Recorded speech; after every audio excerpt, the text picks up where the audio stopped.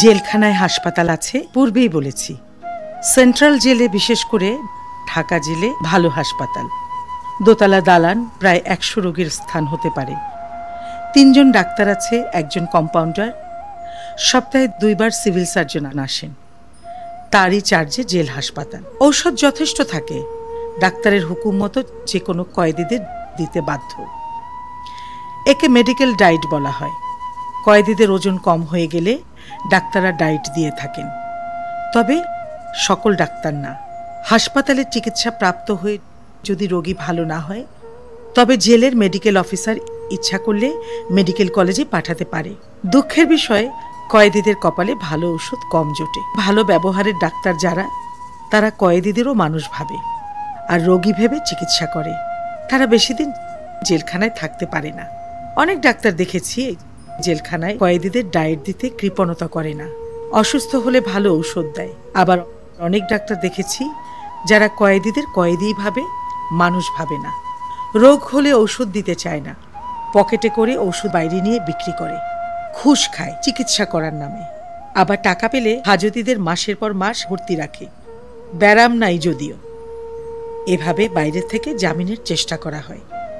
Magistrate যখন জেলখানায় দেখতে যায় কয়েদিদের অবস্থা, তখন হাসপাতালে অসুস্থ অবস্থায় ভর্তি দেখিয়ে দেয়, এতে জামিন পেয়ে যায়। বাইরে থেকে বিচারাধীন আসামির কেউ হয়তো কোনো ডাক্তারের সাথে দেখা করে টাকা পয়সা দিয়ে গেছে, বলে গেছে জামিন হলে আরও দেব। যার অসুখ নাই তাকে মাসের পর মাস হাসপাতালে সিট দিয়ে রেখে দিয়েছে, আর যে সত্যি রোগী তার স্থান নাই। এটা বাইরেও হয়ে থাকে, শুধু জেলে না, তবে এখানে একটু বেশি হয়। আবার এমন ডাক্তার দেখেছি যারা জেলখানায় পানিও মুখে দেয় না। ঘুষ তো দূরের কথা, রোগীদের ভালোভাবে চিকিৎসা করে, রাত দিন পরিশ্রম করে। আবার এমন ডাক্তার দেখেছি, সুন্দর চেহারা, মুখে দাড়ি, নামাজ পড়তে পড়তে কপালের দাগ পড়ে গেছে, দেখলে মনে হয় একজন ফেরেশতা। হাসপাতালের দরজা বন্ধ করে কয়েদি রোগীদের ডায়েট থেকে ডিম, গোস্ত, রুটি খুব পেট ভরে খান, আর ঔষধ মাঝে মাঝে বাইরে নিয়ে বিক্রি করেন। হাসপাতালে রোগীদের জন্য আলাদা পাক হয়। এখানটায় হলো খাওয়ার আড্ডা। কয়েদিরা কথা বলতে সাহস পায় না, তাই তাদের মুখের গ্রাস অনেকেই খেয়ে থাকে। একজন ডাক্তারকে আমি জানতাম, মুখে খুব ভদ্রলোক, আসতে সালাম, যাইতে সালাম। খবর নিয়ে জানলাম তিনি 1 প্যাকেট সিগারেটও ঘুষ খান। জেলে কোনো ঘটনা চাপা থাকে না, যে কোনো ঘটনা জেলখানায় আধা ঘন্টার মধ্যে 2500 কয়েদিদের কানে চলে যাবে। আমাকেও মাওলানা সাহেবকে মেডিকেল ডায়েট বাঁচাইয়ে রেখেছিল দ্বিতীয়বার। পরে খবর নিয়ে শুনলাম নুরুল আমিন সাহেব নাকি জেল সুপারিনটেন্ডেন্ট সাহেবকে বলে রেখেছিলেন যে আমাদের যেন কোনো খাওয়ার থাকার কষ্ট না হয়। সেজন্য বোধহয় একটু যত্ন পেয়েছিলাম। পাকিস্তান হওয়ার পরে রাজবন্দীদের যে সমস্ত সুযোগ সুবিধা ইংরেজ আমলে ছিল, তাহা উঠাইয়া দেওয়া হয়। রাজবন্দীদের কোনো বিশেষ সুবিধা দেয়া হতো না, তাদের ব্যবহার করা হতো সাধারণ কয়েদিদের মতো।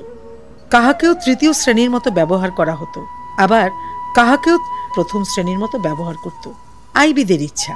আমার মনে আছে এক MBBS ভদ্রলোক ডাক্তারকে 3য় শ্রেণীর কয়েদি করে 2 বছর রাখা হয়েছিল। আমার এক ভাগ্নে মেডিকেল কলেজে পড়তো, যাকে গ্রেফতার করে 3য় শ্রেণীর কয়েদি করে জেলে রাখা হয়েছিল। আমার চোখের সামনে, ওর দিকে আমি তাকাতে পারতাম না। 2-1 বার জেল পালানো বা জেলের আইন মানে না, মারপিট করে ডেঞ্জারাস কয়েদিদের রাখা হতো যেখানে, সেই জেলে তাকেও রাখা হয়েছিল। আমাকেও 2-4 বার এই সমস্ত সেলে থাকতে হয়েছে। তাই রাজবন্দীরা মেডিকেল ডায়েট না পেলে তাদের স্বাস্থ্য খারাপ হয়ে যেত, কিন্তু সকল সময় তাদের কপালে তা জুটত না। হাসপাতালে রাজবন্দীদের ভর্তি করলে তাড়াতাড়ি রোগ ভালো হোক আর খারাপ হোক, সেদিকে খেয়াল না করে তাড়াইয়া দেওয়া হতো। ডাক্তাররা ইচ্ছা করলে কয়েদিদের যথেষ্ট সাহায্য করতে পারে। যত রকম রোগ আমরা সাধারণ মানুষ জানি তা জেলখানায় আছে। টিবি রোগীকেও রাখার ও চিকিৎসা করার বন্দোবস্ত জেলের ভেতর করা আছে।